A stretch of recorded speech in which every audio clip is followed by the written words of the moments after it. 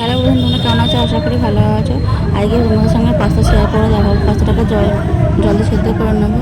কড়াইয়ে জলটা ঝরিয়ে নেবো। ঝড় হয়ে গেলে কড়াইয়ে তেল দেবো। কড়াইয়ে তেল দেওয়া হয়ে গেছে।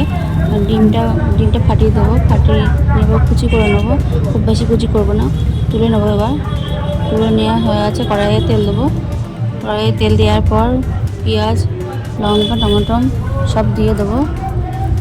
দিয়ে দেওয়ার পর নুন দেবো, একটু ভালো করে ভেজে নেবো। নুন দেবো, হলুদ, লঙ্কা দিয়ে দেবো। একটু কিচেন সস দিয়ে দেবো। সোয়া সস দিলাম, আর চিলি সস, আর রেড চিলি সস, আবার একটু টমেটো সস দিলাম। এইভাবে নাড়তে থাকলাম। নাড়া হয়ে গেছে, ভালো করে ভাজাও হয়ে গেছে, সব মিশিয়ে নেওয়া হয়ে গেছে। ওপর থেকে ডিমগুলো